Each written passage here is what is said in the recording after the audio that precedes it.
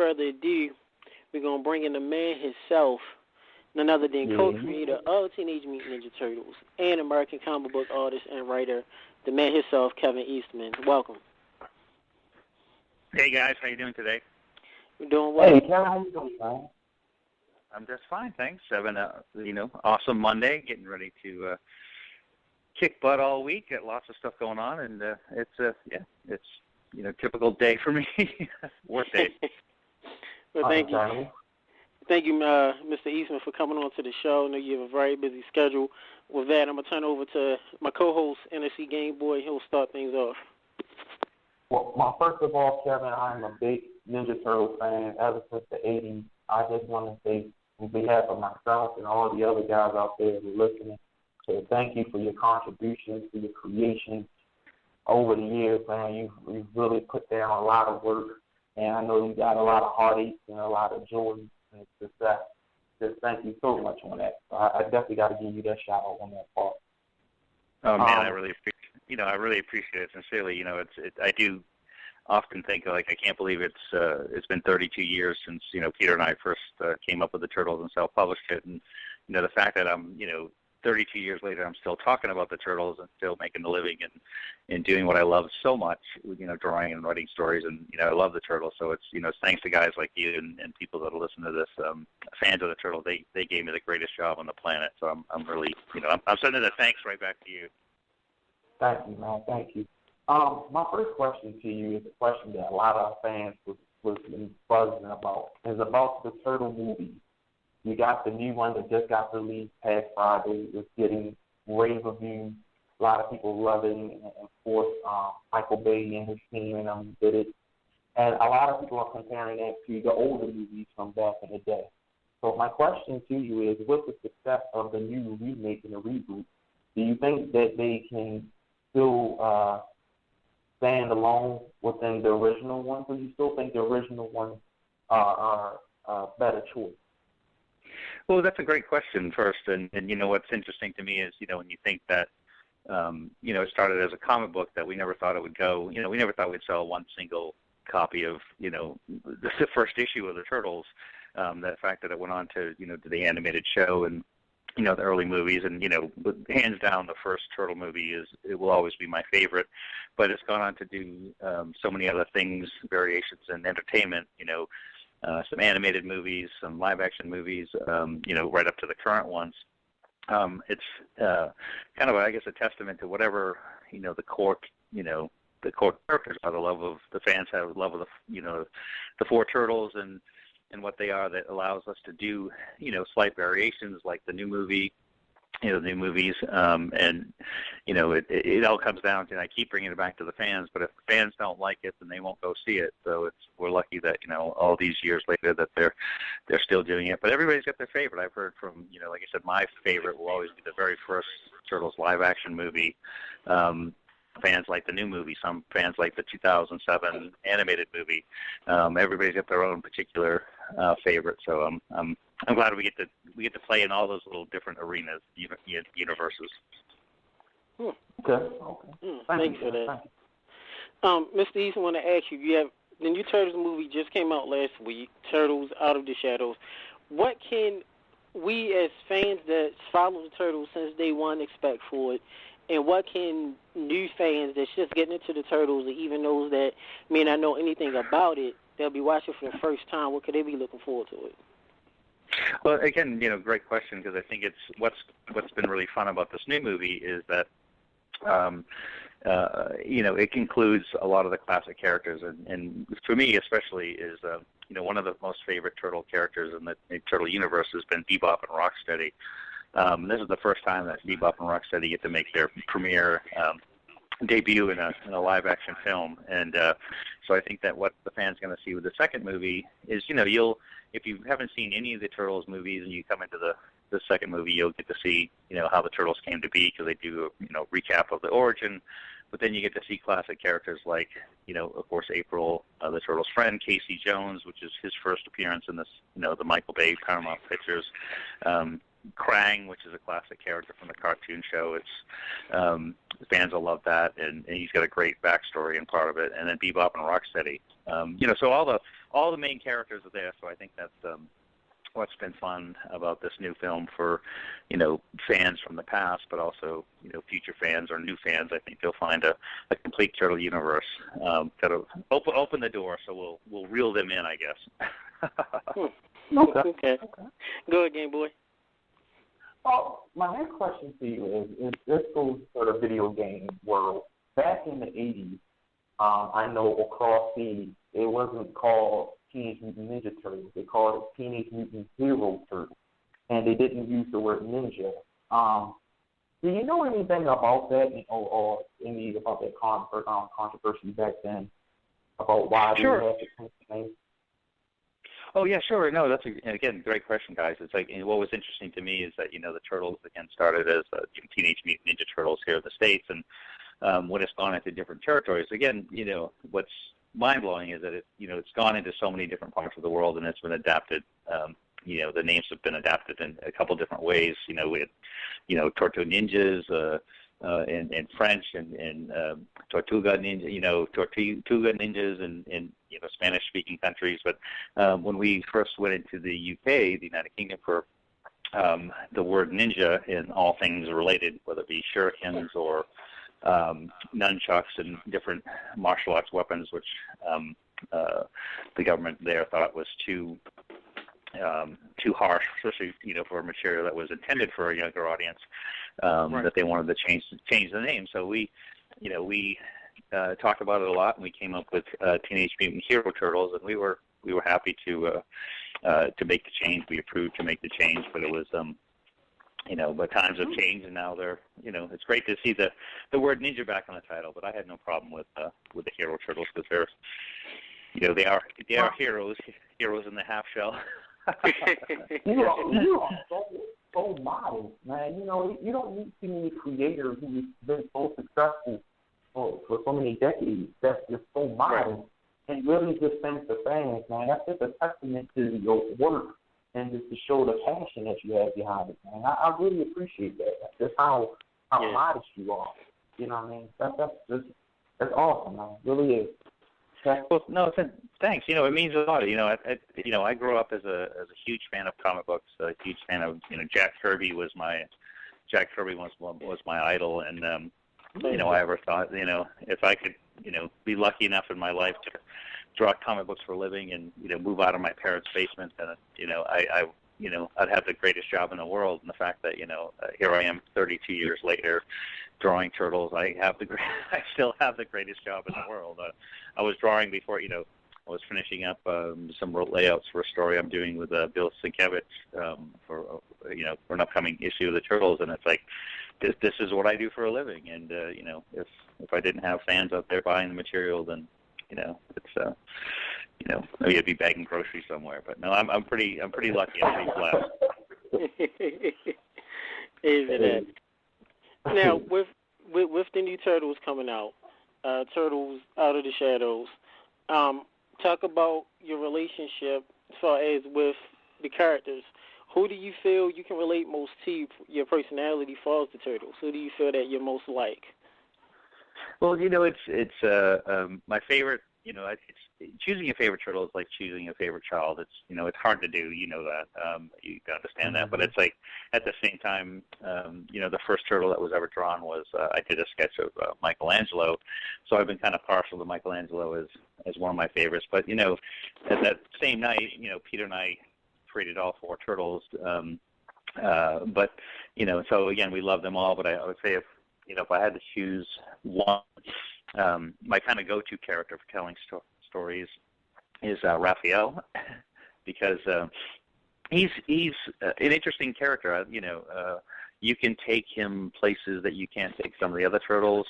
Leonardo's the leader, Michelangelo's kind of the joker, the goofy one, Donatello's our tech one, and so those are great vehicles to tell stories. But with Raphael, where he's sort of more of a hothead, more of a he can go to darker places or deeper places or different places, especially by teaming up Raphael with Casey Jones. You can have a really good time. I mean, one of my favorite turtle stories with Casey and Raphael is one called Body Count I did with Simon Bisley, who's a local over there. Who's done Slain and Judge Dredd and so many amazing projects. But Body Count. It's called Body Count. I did it with Simon. That was one of the coolest stories I ever got to do with those two characters. So yeah, long way around to saying Raphael. Want to give a shout out to my mom, Mama Tech. She just said Leonardo was her favorite growing up. Yeah, Leonardo. And mine was Michelangelo, of course. But I love, when we do signings and conventions, and that is actually oftentimes one of the first questions I ask fans that come up to the table, and if they want a little sketch or if I'm signing an autograph, I said, who's your favorite turtle? Because a lot of times you can tell a lot about a person's personality just by the different turtle that they choose. Because it's like, well, I like Donatello because I'm kind of a tech guy, or I like Michelangelo because I'm kind of the funny guy in my group. And so it's kind of cool. I love it that they can relate in that way to them. Is there a character, and I'll ask this and turn over to Gameboy, is there a character in the Turtles that you've seen popularity grow that you necessarily didn't think would be as popular at first? Yeah, well, it was kind of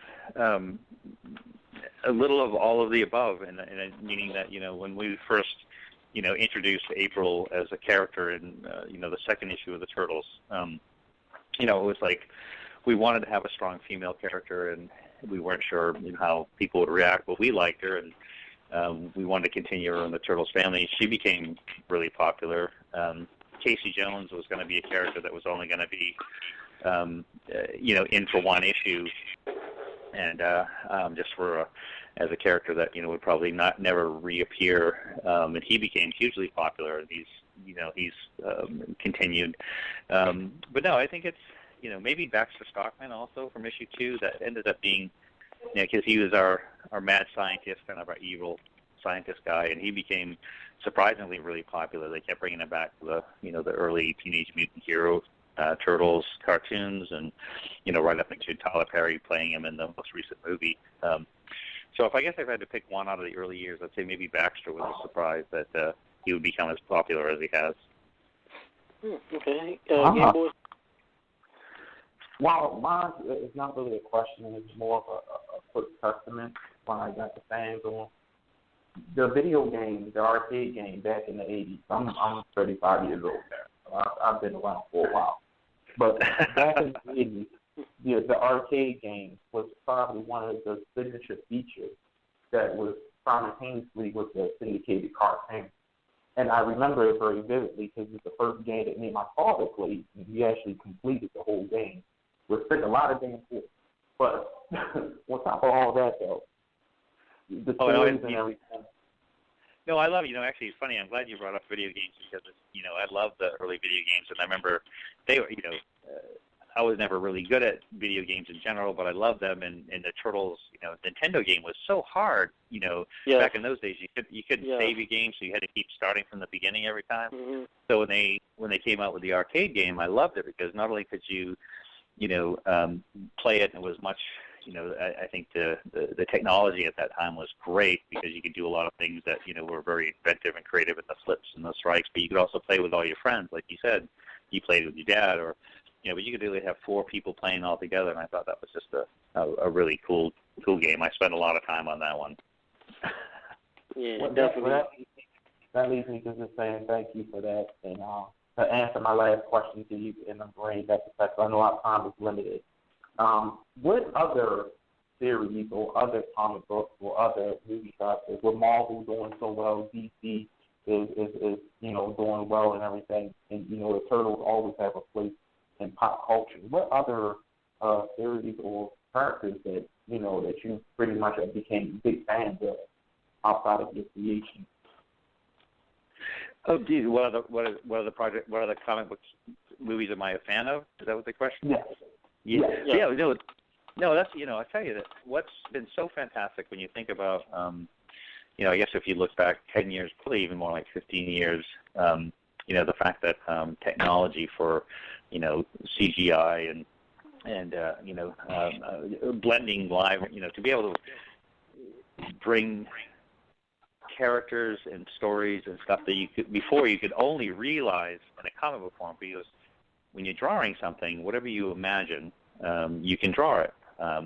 But actually to bring those characters to life and say a live action movie, like, I grew up as a big fan of Captain America, and that character, those movies I think were fantastic. I was a big fan of the X-Men.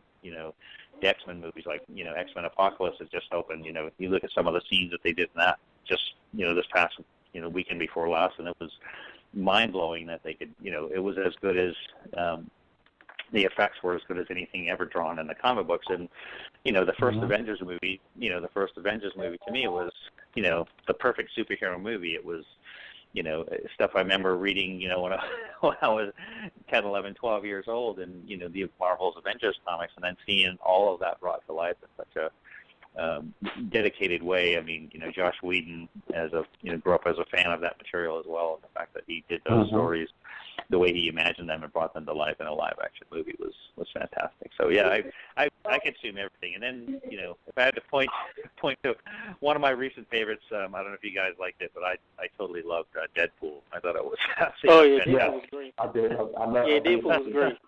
Yeah, love that movie. Yeah. Just imagine if you could add Deadpool to the Teenage Mutant Ninja Turtles universe in the comic books, and then it would be a good crossover. Oh man, I would love that. Deadpool and Raphael. Deadpool and Casey Jones. I'm going to call the movie studio after we hang up, and that's a great idea. That would be, I don't know if they do it, but I think that would be a dream come true for me. Hey, call them up, and if it is, you got our information, send us an email, let us know if it goes through. We definitely be advocates for that. Definitely would love that. Well, absolutely. Well, Lisa, I know time is limited. Kevin, like I say, if you can, right now we do what's called the plug party. Go ahead away, plug all your next appearances, upcoming projects, of course, the Turtles movie, anything else you have coming up. Oh, sure. No, what's great is, I've been really lucky, that I get to do probably about 12 or 13 conventions a year. And that's so much fun. It's like we're doing one in Las Vegas in 2 weeks, and we've got San Diego Comic-Con, which is one of the biggest ones over here. And then one I'm really excited about was we're doing a comic convention in Dublin in August. But that's, to me, I get so much energy. It's like when I talk to you guys, I get such great energy from, being out there with the fans and hearing their stories and how they grew up with the Turtles and that kind of stuff. But then, comic project-wise, it's like I spend most of my time working on Turtles, but I've got a new project called Lost Angeles, LOST, Lost Angeles, and it's a kind of a post-apocalyptic, retelling of the Warriors movie set in Los Angeles. Something I created with Simon Bisley, probably 10 years ago, and I'm writing and drawing that. But most of the time, I'm drawing Turtles and having, the time of my life. It's been such a fantastic journey, and every time I think that, we can't come up with any more Turtle stories to tell, and I meet these, young writers like Tom Waltz, and who writes the regular IDW series, and some of these other guys. I mean, they have great ideas, and they get me really energized and excited, and you find new stories to tell, and that's the fun part is, trying to tell the best story you can. And if we do a good job, the fans let us know, and if we do a bad job, the fans let us know too. but we have a lot of fun in the meantime. Well, I'll let you know something I never really shared here on the air. Well, my personal life, I'm an artist too. I have a degree in art. When I first started drawing when I was 8, the first thing I used to draw all the time was the Teenage Mutant Ninja Turtles and Batman. And that's literally all I drew. So, yeah. Oh, I love it. I have to tell you, that dude, that is like the biggest compliment, I could ever receive. And I mean that because, I remember the first time I met Jack Kirby, I told you he was my biggest inspiration. The first time I met him, I said the same thing to him because, it was Jack Kirby comics that made me want to draw comic books. And like you said, you pursued a career in art yourself, and the fact that, I'm still getting to draw comic books. So when you say something like that, I really take it to heart, and I really appreciate it. It means the world to me because I feel the same. I'm pretty lucky that I was inspired, and if I get to inspire somebody else, and that's a double blessing. Well, hopefully soon, me and NSC Gameboy can meet you face to face. Thank you for your time, Mr. Eastman. And just want to say a fan question that set up, just text me, was Mr. Eastman, are you the one to blame for Turtles 3? Yes. Well, I have to say that, there was. Yes, I am. No, it's you think that of all the different turtle movies and all the different turtle cartoons and TV shows, it's like pretty much anything that was done with the turtles. Both myself and Peter Laird had something to do with it, and some people liked them, some people didn't, and I appreciate. One thing I love about fans is our fans, that they're honest. If they like it, they tell us. If they don't like it, they tell us too. So, but no, I most of all appreciate the honesty. No, so, yes, I'll take the blame. Well, anything's better than the new Fantastic Four movie. So well, NBC Gameboy, any last words before we let Mr. Eastman go? Devin, just continue to stay humble on behalf of the fans and ourselves, man. Thank you so much. Keep drawing, keep writing, keep creating, and man, just keep having fun, man. Because I can tell just how fun your life is. And that's a word we don't use, we often don't use as adults. It's fun, So keep having fun, man. Thank you, man. No, seriously, and I can't say enough. I sincerely appreciate it. I do. One of the things I do, like I said, I do a lot of conventions every year, and the first thing I do when I stand up in front of the crowd and I tell them, it's like, I have the greatest job in the universe, and it's all your fault. And I point my finger to them, and then I say, thank you, because I'm beyond blessed, and it's fantastic. So with that, I'll say, great talking to you guys. Really appreciate you taking the time to do the interview. I do. I enjoy this stuff. So thanks. Thank you much, sir. And we'll definitely be talking soon, and look forward to having you on the show again, hopefully down the road. I look forward to it. Me too. That'd be awesome. Thank you, sir. We'll definitely do that. Thank you. All right. Bye-bye, guys. Bye. Bye. Bye, baby.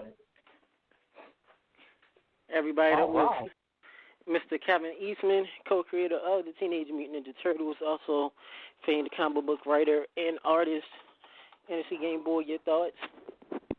Man, y'all